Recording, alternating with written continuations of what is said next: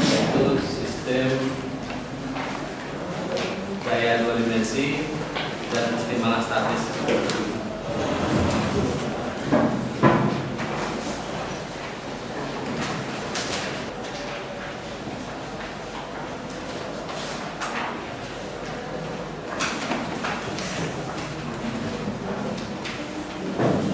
Seperti bab 1 pendahuluan kemarin minggu lalu, saya sudah jelaskan bahwa yang kita pelajari dalam mekanika rekayasa itu adalah strukturnya. Jadi kalau kita bicara bangunan maka ada fungsi struktural dan fungsi non struktural. Kemarin sudah saya jelaskan. Struktur itu adalah ini piranti, itu alat untuk menyalurkan beban-beban ini orang tempat hidup, mebel, kemudian akibat gaya gravitasi ada beban ke bawah. Ini yang disalurkan oleh struktur. Balok transfer ke kolom, kolom transfer ke bawah, terus terakhir ditahan oleh tanah. Ini juga begitu.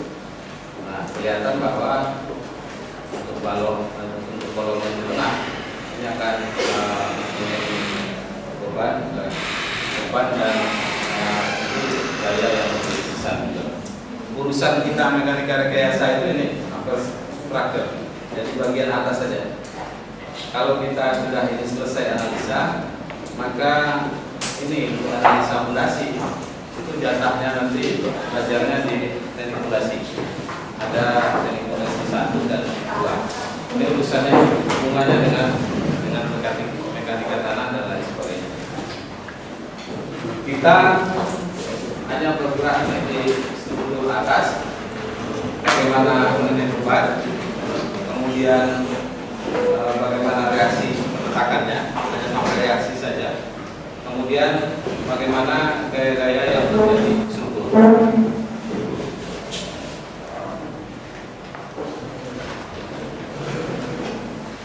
Vektor gaya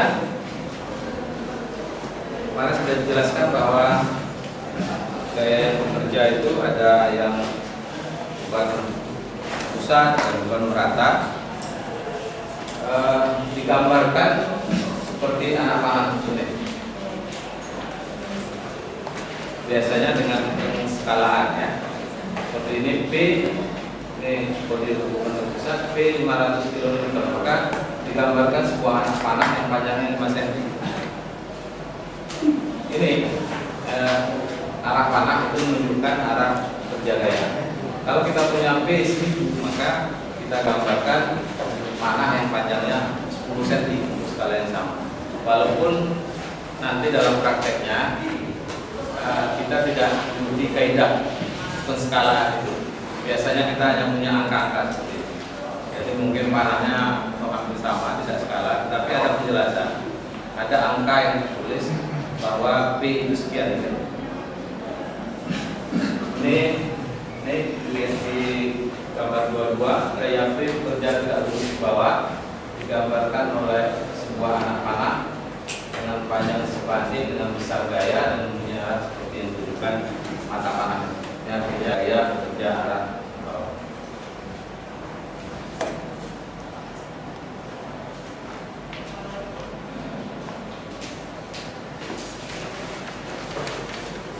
Jika gaya bekerja pada suatu benda, tempat berpegangnya gaya tersebut itu disebut dengan titik tangkap. Jadi ilustrasinya seperti ini, ada kereta dorong. Ini titik tangkapnya. Nah, tempat bekerja gaya ini titik tangkap. Terus garis kerja ini menunjukkan arah kerja gaya. Nah, ilustrasi ini juga menjelaskan bahwa pengaruh terhadap kereta itu akan sama apakah dia dorong di sebelah kiri atau tarik di sebelah kanan, itu efeknya dan pengaruhnya sama, asalkan besar P dan P bintang itu sama, kemudian garis kerjanya sama, akan memberikan hasil yang berbeda. Apabila P ini membentuk horizontal seperti ini, terus P bintang dengan nilai yang sama, tapi itu akan memberi hasil yang berbeda terhadap benda. Lebih cepat lagi, gaya koplanar.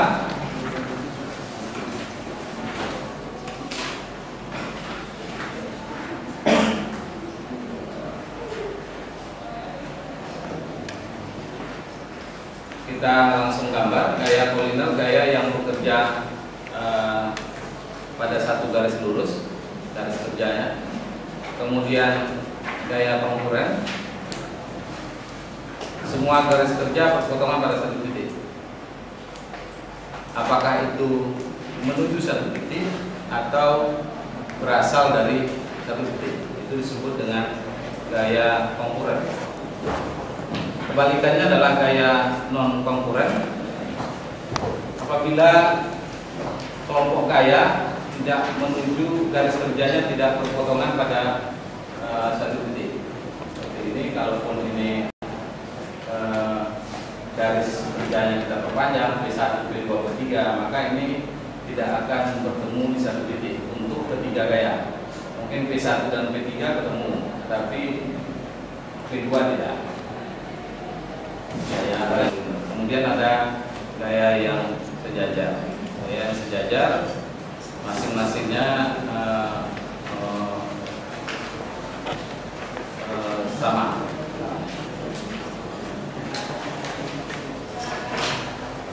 Resultan gaya.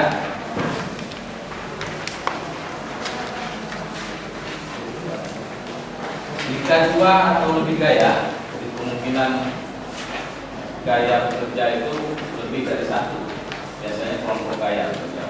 Jika gaya bekerja, kelompok gaya bekerja pada satu benda, maka pengaruh kombinasinya setara dengan satu gaya.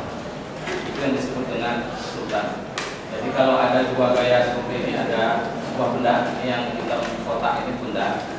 Kemudian ada gaya F1 dengan besar dan arahnya seperti ini digambarkan. Kemudian ada lagi F2 yang lebih kecil.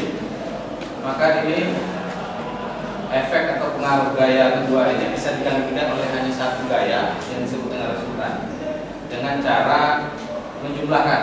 Tapi penjumlahan bukan penjumlahan secara matematis 2 tambah 2 4, tapi penjumlahan secara vektor yang disebut dengan poligon gaya. Teknisnya sangat sederhana, secara grafis seperti ini. Kita ambil F1 dengan besar, dengan panjang dan arah yang diberikan ini. Kemudian di ujung F1 diletakkan F2 dengan besar dan arah yang pas dengan aslinya. Kemudian kita tarik garis mulai dari pangkal di sini sampai ujung F2. Kalau kita gambarkan di gambar C, inilah yang menjadi resultan. Kedua gaya ini bisa digantikan oleh hanya satu buah gaya. Kemudian gambar yang di bawah ini ada 3 buah gaya yang saling bertolak belakang cara menarik. Ada F1 arah ke bawah, F2 ke atas, F3 ke kiri.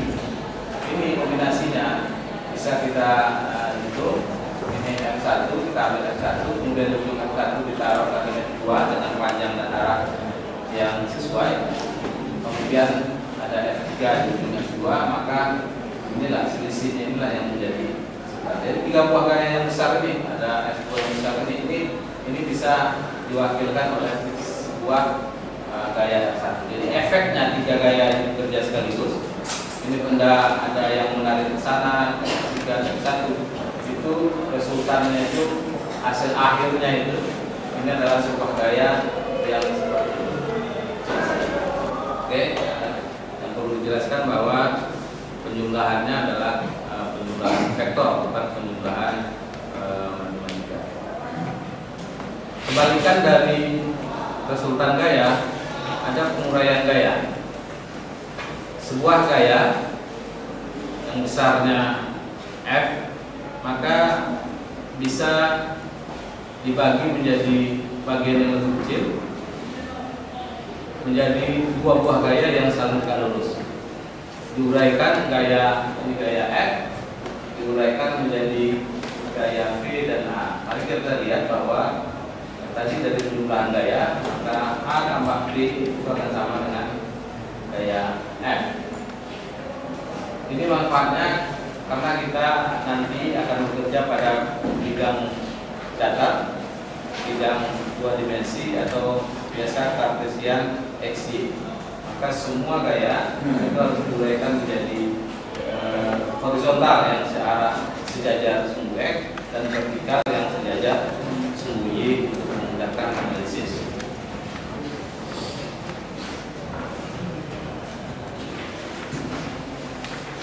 Resultan dari himpunan gaya dapat dengan mudah dihitung jika masing-masing gaya diuraikan menjadi komponen-komponen vertikal dan horizontal seperti gambar yang saya lihatkan. Ada 3 buah gaya bekerja, ada F1, F2 dan F3. Masing-masing kita uraikan. F1 dengan sudutnya θ 1 diuraikan V1 vertikal 1 itu F1 sin θ 1 karena θ-nya di sini, maka ini sisi tegaknya menjadi sinus. Atau kalau dulu XYZ, ini X, ini Y, ini R ya, R. Maka sinus itu kan Y per R, kosinus X per R. Kalau tangan apa tangan? Tangan Y per X. Maka P ini adalah F1 sinus alpha θ 1. Kemudian horizontalnya adalah kosinus. Kita ambil lagi F2, maka V2 uraian vertikalnya adalah F2 sin θ 2, uraian horizontalnya F2 cos θ 2. Sama untuk F3, F3 sin θ 3 untuk uraian vertikalnya dan horizontalnya F3 cos θ 3. Ini ada arah vertikal, kita perhatikan ada V1 arah ke atas, V2 ke atas, V3 ternyata ke bawah. V3 H2 ke kanan, H3 ke kanan, H1 ke kiri. Ini kita semua gaya horizontal kita gabungkan di sini. Ini startnya dari H1 ternyata ke kiri. Tarik. Kemudian H2 ke kanan, mulai dari ujung H1 tarik ke kanan. Kemudian di ujung H2 ada H3, tarik ke kanan. Kemudian di ujung ini kita masukkan nilai vertikalnya. Vertikal 1 itu ke atas, ditambah vertikal 2 yang 2 ke atas. Kemudian vertikal 3 itu adanya ke bawah. Nah, ini ujungnya. Maka ditarik dari pangkal ini ke ujung. Inilah yang merupakan resultan gaya untuk θ-nya ini membentuk sudut yang baru, itu diberi nama θr.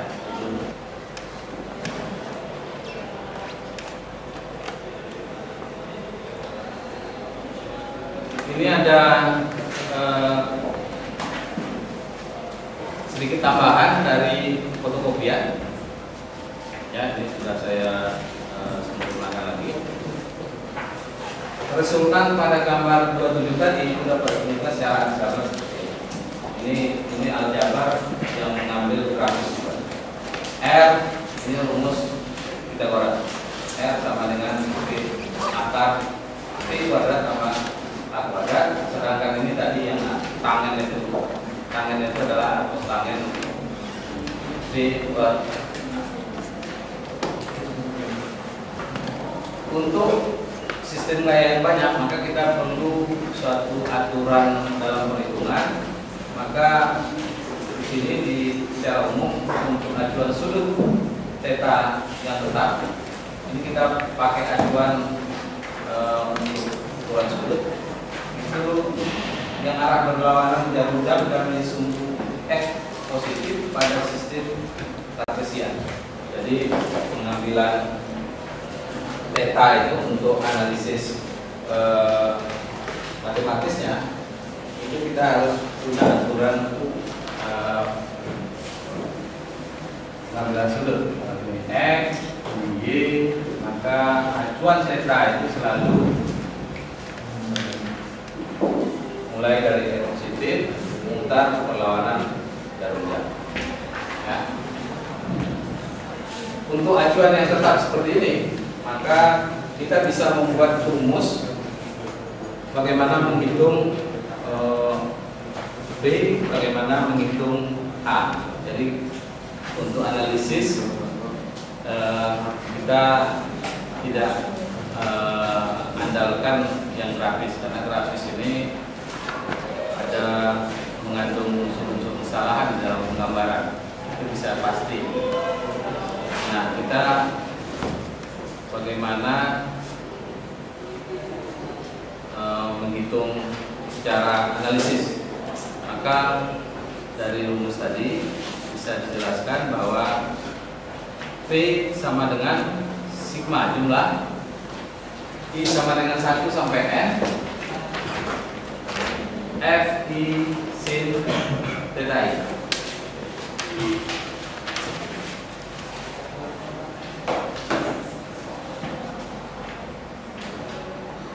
Ya, ini ditambahkan di catatan.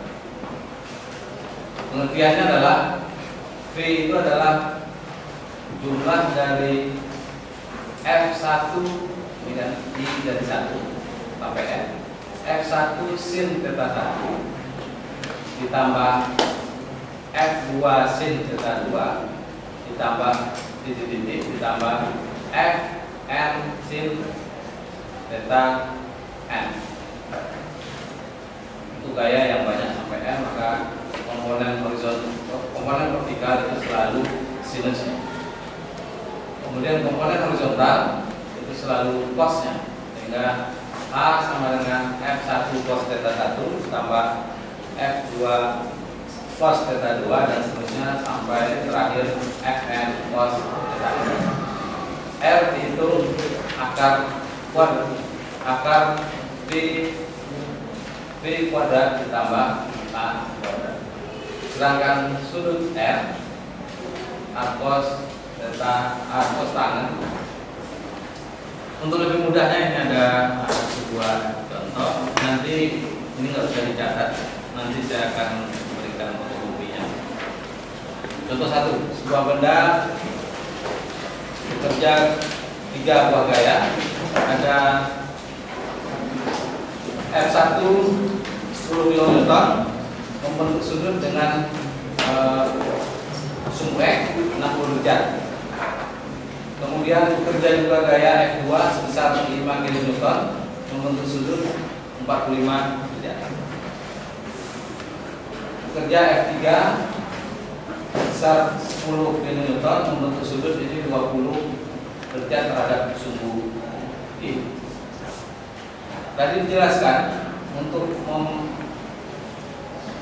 menggunakan rumus yang tadi, maka harus mempunyai acuan yang tetap. Maka inilah kenapa P sama dengan 10 sin 120, karena yang diukur itu adalah sudut dari X positif searah berlawanan pada jalurnya. Kalau ini 60, maka sudut dari sumbu X ini kemari itu 120. Ditambah 5 sin 45. Kemudian ditambah lagi 10 sin 250. Ini dari sumbu X ke Y negatif itu 270 kan? Dikurangi 20, maka ini sudutnya sebesar 250. Sehingga kita tidak perlu lagi tahu seperti yang tadi, apakah P-nya ke bawah, apakah P-nya ke kanan, ke kiri. Kita tidak pedulikan itu. Matematika yang akan memberitahu apakah itu positif atau negatif. Positif atau negatif itu sesuai dengan sumbu ini. Ke kanan itu adalah positif, ke atas positif. Ya, sesuai dengan sistem sumbu kita. Nah, ini hasilnya 2,8 kN. Kemudian H 10 cos 120 ditambah 5 cos 45 ditambah 10 cos 250. Ini ternyata hasilnya minus. Jadi kita tidak perlu direpotkan lagi melihat ini gaya ke atas atau ke bawah. Ini semua nilainya kalkulator yang ngasih tahu. Ya, kalau kalkulator bilang positif, positif. Kalau kalkulator bilang negatif, artinya H itu horizontal itu arahnya kemana? Ke kiri. Ternyata R-nya itu adalah arah ke atas dan arah ke kiri. Sehingga ini bisa R-nya bisa dihitung. Rumus Pythagoras 2,8 kuadrat min 4,8 kuadrat ketemunya 5,63. Artinya R-nya itu panjangnya 5,63 cm. Tergantung pada penggambaran kita, tergantung pada skala yang kita gunakan. Ini saya gambar secara skala. Ya. Kemudian kita bisa hitung theta R-nya atau tangan T per A. Ini ketemunya minus, karena ini minus, maka kalkulator juga menghitungnya minus 29,58. Problemnya sudut tidak ada yang minus kalau acuan kita seperti tadi. Ya. Nah, ini kita harus lihat di sini R kita berada di, saya kira sudah belajar, kuadran berapa? Ya. Di sini P positif, kemudian H negatif. P itu arah Y positif, A-nya negatif. Berarti dia berada di kuadran. Karena dia berada di kuadran kedua, maka sudut sebenarnya itu adalah dengan menambahkan ini minus 29,85 ditambah 180, ketemunya 150,5. Kalau nanti dari hitungan P positif, H positif, itu artinya berada di kuadran besar. Kalau negatif kuadran ketiga. Kalau ini positif negatif. Ya, itu harus diwaspadai. Kemudian gaya non konkuren. Ini kelompok gaya. Bedanya dengan yang tadi, ini kelompok gaya yang berasal dari Sadyuti. Sedangkan non konkuren ini tidak beraturan. Seperti ini. Prinsipnya sama, rumus yang digunakan sama, bagaimana mencari resultat itu sama rumusnya. Dari grafis juga bisa Anda lihat, ini juga diambil, kemudian diuraikan menjadi B dan A. Ini juga bisa, ini secara grafis juga bisa. Rumus yang digunakan juga sama. Yang menjadi problem di sini adalah ditangkap dari resultan. Ya, kalau tadi ditangkap resultannya sama di yang sama. Problemnya hanya R-nya kita secara mudah bisa hitung, ini sama dengan F I sin theta ditambahkan H-nya juga begitu. R-nya secara mudah bisa dihitung, sudutnya juga tahu. Yang menjadi problem di sini ditangkap R itu di mana? Ya. Untuk menentukan titik tempat kerja, titik tangkap, menentukan gaya, kita perlukan Mx, jumlah momen gaya terhadap sumpek, dan My, jumlah momen gaya terhadap sumbu Y terhadap titik asal. Dihitung sebagai berikut. Ya, itu ada rumus-rumus. Namun sebelum ini saya menjelaskan prinsip momen gaya. Momen gaya dengan memberi ilustrasi gaya sejajar dulu.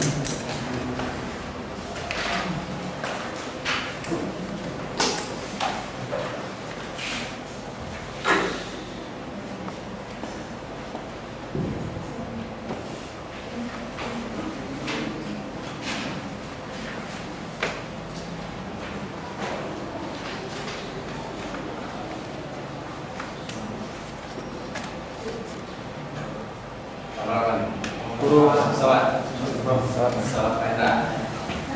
Ini adalah mesinnya.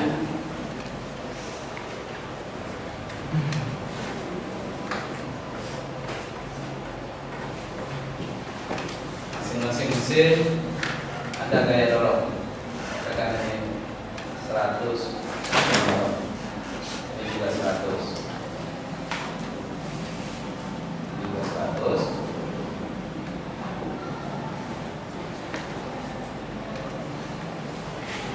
Ini kira-kira pesawatnya Boeing, mesinnya 4. Ya. Kemudian kalau ini kita ketahui jarak-jaraknya, katakanlah ini 10 meter.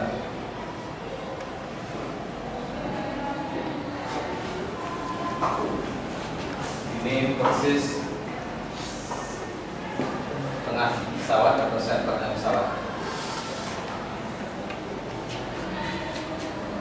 Ada 42 mesin 100, maka daya dorong totalnya berapa? Daya dorong total 400 km. Jadi ada R 400 km, perseputan gayanya 400. Artinya ini bisa saya gantikan dengan hanya satu mesin yang punya kekuatan 400, betul kan? Sama. Terus pertanyaannya, kalau iya saya ganti dengan perseputan gaya yang hanya satu buah mesin 400 km, saya harus taruh mesin kan?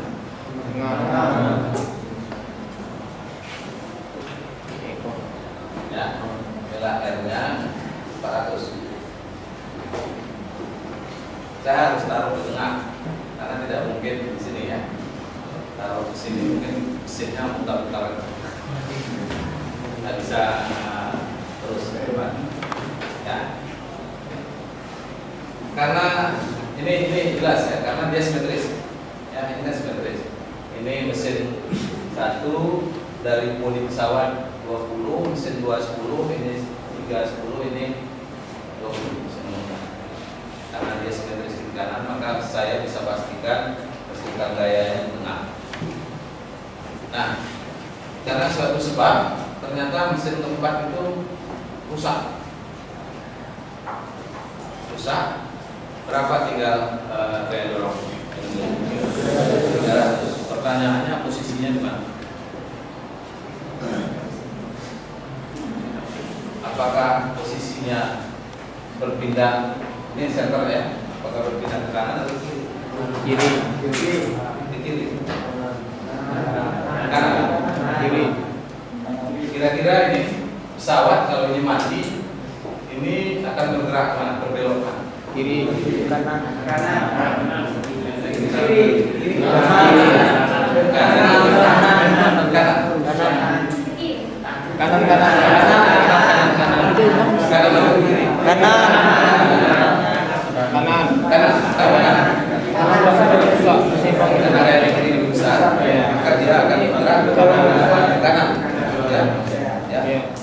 Karena ada bentuk ini dibuat, maka dia akan bergerak membentuk putaran arah ke kiri seperti ada, makanya akan bergerak. Tinggal 4, 2, 3. Perseputan gayanya gimana? Di antara 3. Pindah ke kanan atau kiri? Sini. Ini perseputan gayanya kita. Akibat 3 gaya ini. Ini resultannya gaya dorong itu kalau saya ganti menjadi 1 gaya 300, itu yang cocok dengan aslinya ini itu di mana? Apakah di sebelah kanan atau kiri?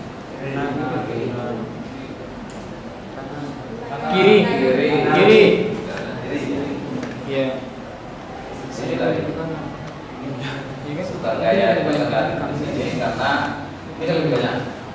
Resultan itu kan posisinya akan di tengah-tengah. Ya, kalau ada 3 gaya seperti ini, kalau ininya sama 10, maka resultannya harus tengah. Di titik berat kelompok gaya. Ini 1, 2, 3. Titik berat kelompok gaya ini pasti bergeser ke kiri, karena ke kanan. Karena di sini lebih banyak, maka resultannya jelas. Problemnya ini berapa? Berapa pindah? Berapa?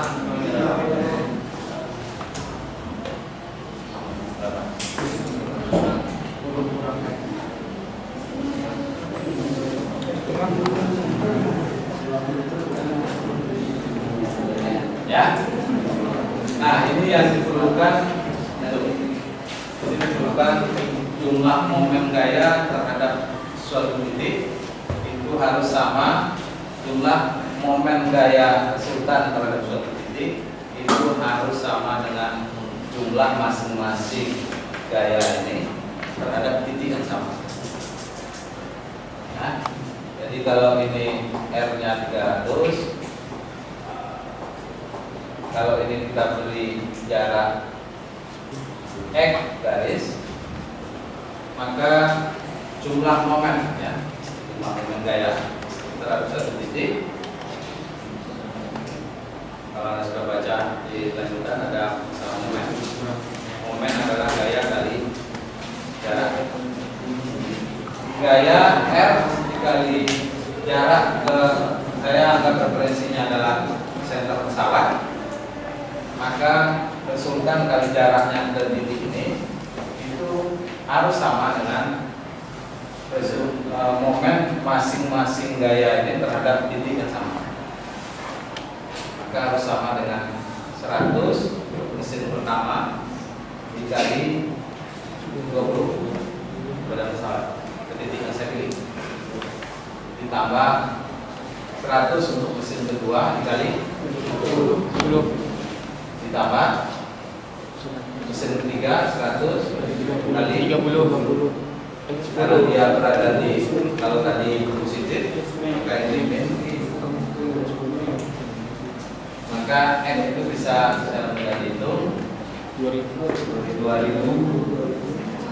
tambah 1000 kurang 1000 per 300. Ini sama dengan 2000 20 per 3 300 sama dengan 3 20 ya 20 per 3 23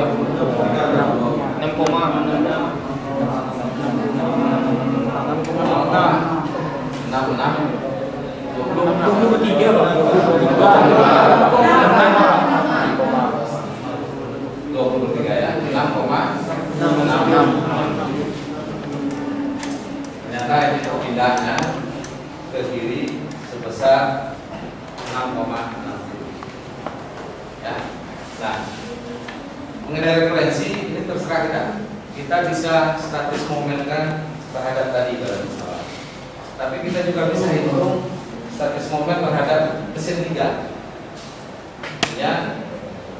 R resultan kali jaraknya mesin 3 itu harus sama dengan mesin 1 kali jaraknya ketiga ditambah mesin 2 kali jaraknya ketiga ditambah mesin 3 sendiri kali jaraknya sendiri 0 ya, itu harus sama. Atau malah bisa kita referensikan ke mesin 4 dengan rumus itu R dikali X garis, kita katakan ini sekarang menjadi X garis, itu harus sama dengan 100 kali jaraknya ke mesin 4 berapa mesin dahulu? 30. Mesin 1 ke mesin 4 ditambah mesin 2 dikali 30 tambah mesin 3 100 kali 10 tambah mesin dan itu mati ya 100, maka X garis sama dengan 4000 3000 1000 8000 1000 8000 rot 300. Ini 8000 ya 26,6.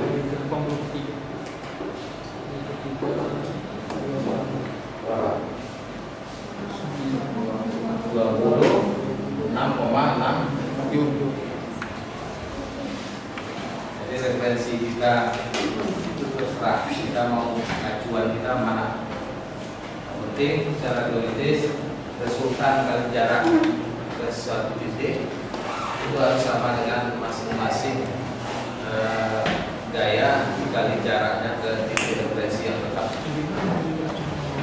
Ya, ini untuk menghitung resultan gaya sejajar. Tadi kan juga ada gaya yang lainnya adalah gaya sejajar. Ini kan sejajar semua ya. Kalau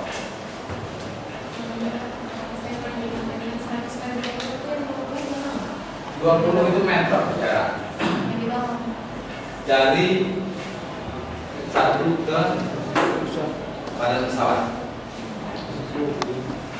Ya, saya ulangi lagi. Resultan kali jaraknya ke suatu titik itu harus sama dengan jumlah masing-masing gaya terhadap titik. Momen kalau ada lihat buku yang saya bagikan, momen adalah gaya kali jarak. Ini konsep menentukan titik berat kerja gaya untuk gaya. Teori ini akan kita pakai ke sini gaya kontemporer. Bedanya hanya ini kan bisa kita uraikan menjadi V1 ya. Kemudian juga ini V2 yang arahnya sama-sama ke atas. V1 dan V2 itu juga sejajar. Nah, kemudian F1 ini juga bisa diuraikan menjadi A1, kemudian menjadi A2. A1 dan A2 ini adalah gaya-gaya yang sejajar. Maka sama seperti ini tadi, antara A2 dengan A1 kita bisa menghitung titik beratnya, titik berat kedua gaya ini dengan menstatus momenkan ke sumbu X.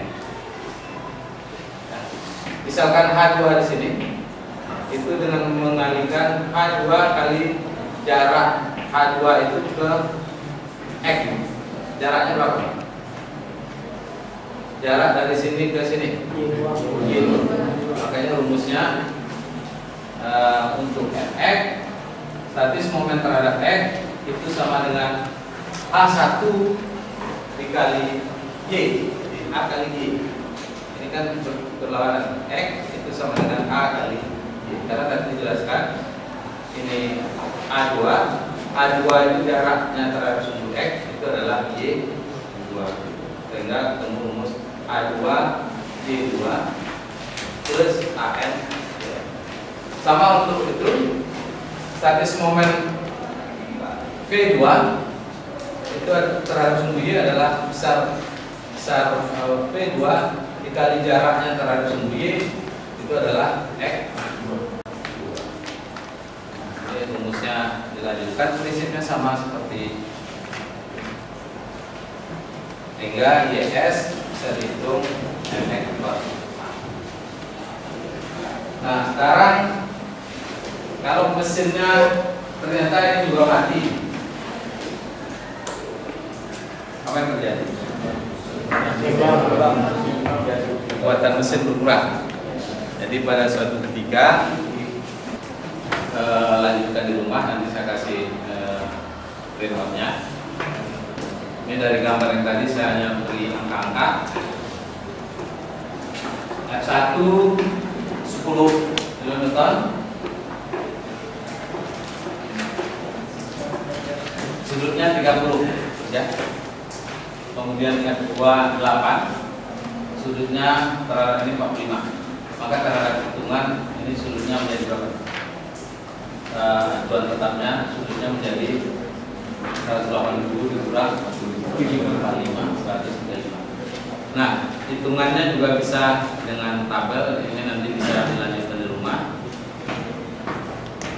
Nah, F1 nilainya 10, kemudian tetanya 30, X-nya ini titik tangkapnya 2, ini Y-nya 4. Kemudian ini bisa dihitung komponen horizontalnya adalah F cos theta. komponen vertikalnya adalah F sin theta. Nah, status momennya adalah H ini, H dikali Y untuk F1. Status momen terhadap Y nya adalah V kali X. Kemudian ini yang kedua, F2 itu 8, tetanya 135, sudut yang tetap tadi. X nya 8, ini ditangkapnya koordinatnya 8,2 ya, maka Y nya 2. Kemudian HI nya bisa dihitung F cos theta, ini bisa diisi. Kemudian V nya F sin theta.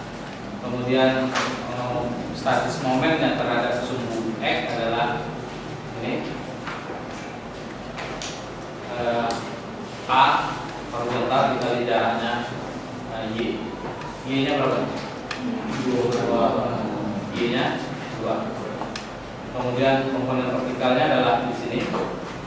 Ini kira-kira di sini ya, yang saya sorot ini komponen vertikalnya.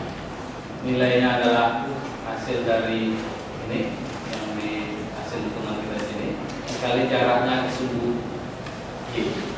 Jaraknya ke sumbu Y sama dengan berapa? 8. Ya. Ini kita jumlahkan, diperolehkan nilai horizontal resultan. Komponen horizontal resultan dijumlahkan, diperoleh komponen vertikalnya. Kemudian ini nilai status momen terhadap X, ini status momen terhadap Y. Dengan rumus yang tadi sudah disediakan, R sama dengan akar V kuadrat tambah A kuadrat ketemu, θ-nya juga akan ketemu, A-nya juga akan ketemu, YS-nya juga akan ketemu, MX per A, XS akan ketemu, MY per V. Ya, ini nanti bisa dihitung. Prinsipnya adalah bagaimana menentukan posisi resultan gaya dari sekelompok gaya yang sejajar. Karena pada dasarnya semua gaya yang berada dalam sistem kita itu mereka menjadi gaya-gaya yang saling tegak lurus dan sejajar. Oke, ada pertanyaan? Ini nanti menjadi tugas untuk diisi. Ada pertanyaan? Kalau tidak, kita lanjutkan momen gaya.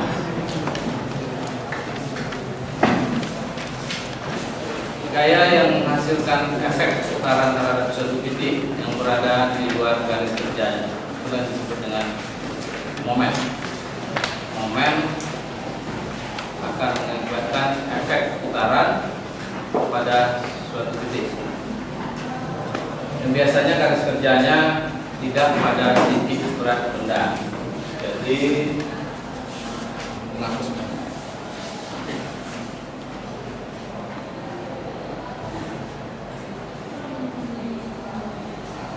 Jadi seperti ini, ya. Kalau saya memberikan gaya dan mendorong persis di titik beratnya remote ini, maka secara teoritis ini akan terdorong ke depan. Ya. Tetapi ketika saya berikan gaya tidak pada titik beratnya, saya berikan di samping, maka ini tidak akan terdorong ke depan. Terdorong mungkin iya, tapi efek lainnya adalah putaran. Jadi karena saya berikan gaya tidak pada titik beratnya, ada jarak eksentrifitas terhadap titik berat, maka itu akan memberikan efek putaran, itu yang disebut dengan momen. Besarnya momen itu adalah tergantung kepada besar gaya dan jarak. Jadi semakin besar gaya, maka momen juga akan semakin besar, dan semakin besar jarak ini, jarak kerja gaya terhadap sebuah benda, ini juga akan mengakibatkan momen yang besar juga. Ilustrasinya mungkin kalau Anda buka ban mobil sedan, itu Anda beri ruas yang kecil saja, itu cukup untuk buka. Karena memang kekuatan kita sama nih. Kekuatan kita tetap kita buka, mungkin luasnya kecil saja karena momen yang kita perlukan untuk memutar baut itu juga kecil. Tapi kita buka ban truk itu mungkin dengan tongkat yang pendek itu tidak bisa lagi. Kita harus beli tongkat yang lebih panjang dengan gaya yang sama, tapi panjangnya lebih panjang, maka kita bisa buka ban truk. Karena dengan bertambahnya panjang, bertambah momen yang kita berikan pada baut. Ya, itu ilustrasinya. Satu lagi yang perlu digarisbawahi adalah ketika kita bicara momen, maka bicara jarak yang dimaksud adalah jarak tegak lurus. Kalau jarak tegak lurus, maka sudah barang pasti jarak terpendek. Ya, nah, ini kalau ini tidak tarik terus, maka dia jaraknya sudah lebih panjang dari jarak yang saya gambarkan.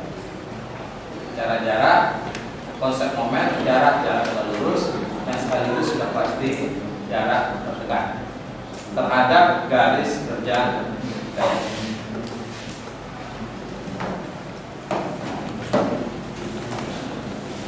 Oke, ini yang paling pokok dalam bab ini adalah kesetimbangan statis. Apa pengertian dari kesetimbangan statis? Kemarin sudah dijelaskan persyaratan sebuah struktur itu diantaranya adalah memenuhi syarat kesetimbangan, ya. Kemudian harus stabil, harus kuat, dan harus kaku. Ya. Ini dimulai dari sebuah benda yang dikenai sebuah gaya. Ini hukum yang kedua, maka benda akan bergerak. Lebih tepatnya mengalami percepatan di sepanjang garis kerja gaya. Besarnya percepatan tergantung pada hubungan antara massa benda dan besarnya gaya. Ini hukum yang kedua. Percepatan sama dengan F per M. Semakin besar gaya, kecepatannya semakin besar. Tapi apabila massanya semakin besar, kecepatan akan menjadi struktur.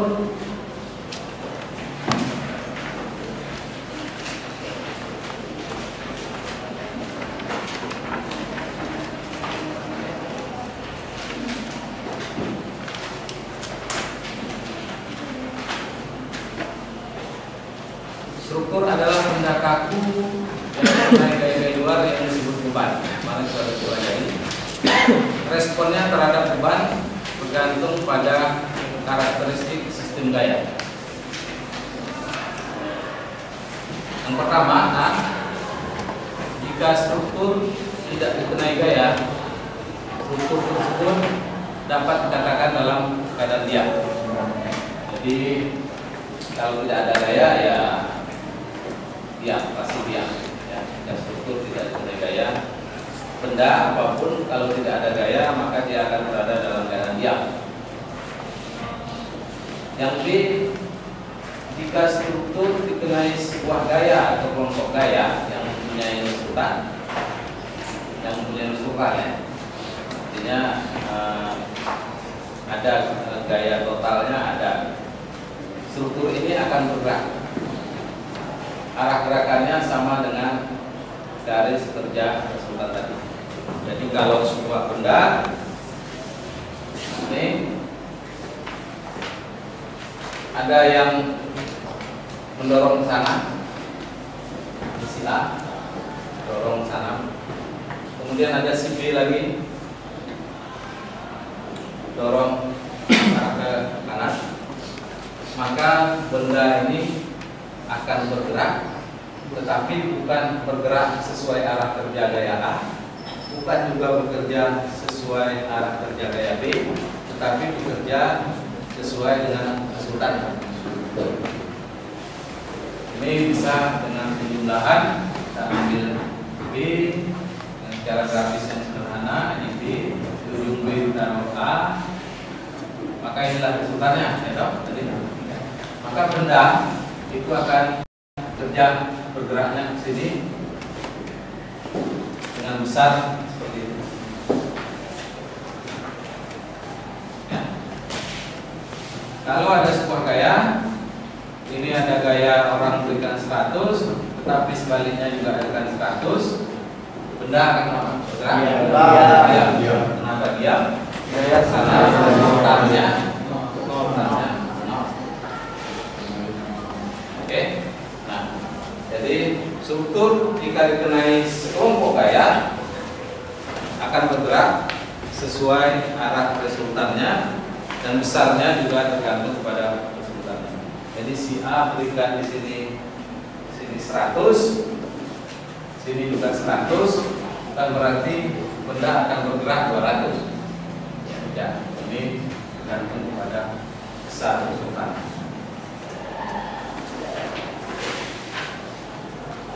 Yang C, jika struktur dikenai sekumpulan gaya yang tidak mempunyai resultan, yaitu sekumpulan gaya yang membentuk segitiga gaya atau poligon gaya yang tertutup, struktur tersebut tetap diam dalam keseimbangan statis. Jadi kalau ada lagi benda, ada gaya 100, kemudian ini ada 200, kemudian ada gaya juga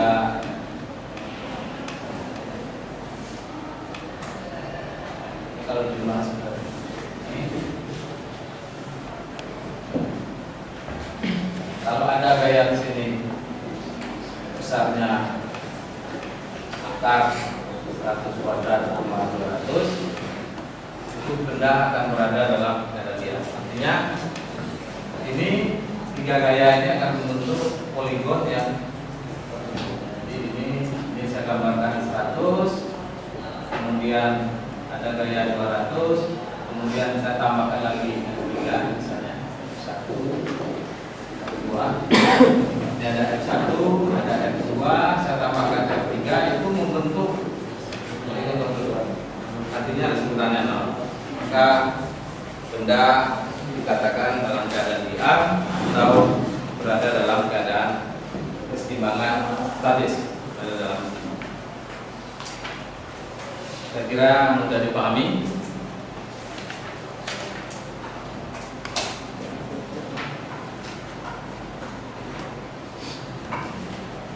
Benda yang berada pada suatu struktur, beban yang bekerja pada suatu struktur sebenarnya jarang sekali membentuk gaya-gaya yang saling berada dalam keseimbangan. Jadi jarang gaya yang beban-bebannya membentuk poligon gaya yang tertutup, tidak pernah ada. Keseimbangan diperoleh dengan mendapatkan reaksi yang bekerja antara struktur dengan fondasi. Jadi tadi kita lihat kalau pada struktur semua gaya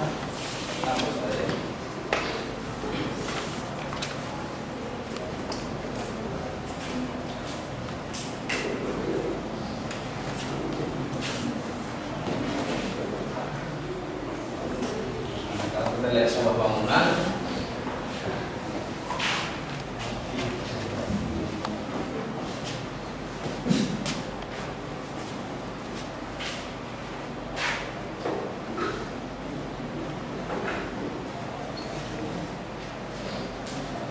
semua gaya yang ada, katakan tidak ada angin, tidak ada gempa, ada hanya beban mati dan beban hidup, maka gaya bisa dipastikan semuanya arah bawah. Ada beban dari sendiri atasnya, semua gaya ke bawah. Artinya tidak ada ini tidak akan membentuk resultan nol. Ini resultannya akan ada misalnya di bawah. Keseimbangan itu akan diperoleh dari gaya fondasi. Total aksi ke bawah itu akan sama dengan reaksi yang demikian mana di atas, yang akan membentuk keseimbangan. Keseimbangan itu dibentuk oleh reaksi pada fondasi.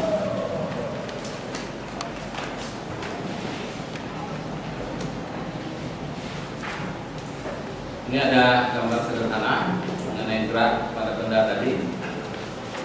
Ini sebuah benda yang dikenai beban F. Ini gambar A, ada sebuah benda, ada sebuah gaya. Maka ini akan ada percepatan. Kemudian yang B, ini ada dua buah gaya, ada F, ada R. Ini F dan R ternyata sama besarnya, maka percepatan ini dihentikan dan keseimbangan terjadi. Reaksi R sama dengan F, namun berlawanan. Ya, ini ada F, maka untuk membuat ini berada dalam keseimbangan harus ada R, harus ada gaya yang sama besar dengan F, namun berlawanan arah seperti tadi pada bangunan antara beban bekerja ke bawah beban gravitasi dan beban ke atas oleh reaksi pada fondasi. Nah, kalau yang B, F dan R itu bidang garis kerja gayanya satu garis. Sedangkan pada C, F dan R itu sama, urutannya sama, tetapi tidak bekerja pada satu garis kerja gaya. Meskipun resultan gaya tidak dihasilkan atau keseimbangan juga tidak terjadi, walaupun resultan gayanya sama, F dan R itu sama, resultan gaya tidak ada, namun belum tentu ini stabil. Kenapa? Karena dia membentuk, ini ada eksentrisitas, maka ini akan menghasilkan rotasi.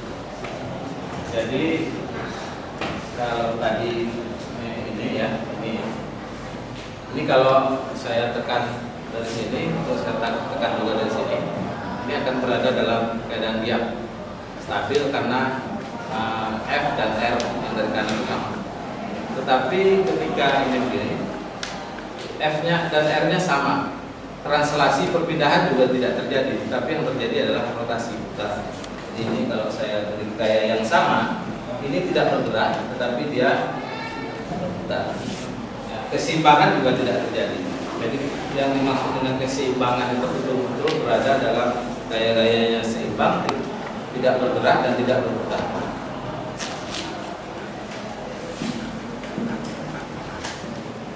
Kemudian yang D, sistem gaya total tidak mempunyai resultan, tidak menghasilkan efek putaran juga karena dia membentuk poligon tertutup. Ini juga R1 tambah R2 itu sama dengan F, gayanya sama, maka ini tidak bergerak. Tapi karena gayanya 3 seperti ini, membentuk poligon tertutup, ini juga tidak akan mengakibatkan efek putaran. Jadi persyaratan keseimbangan itu gayanya sama, kemudian tidak ada efek putaran. Inilah contoh keseimbangan yang dialami oleh benda K.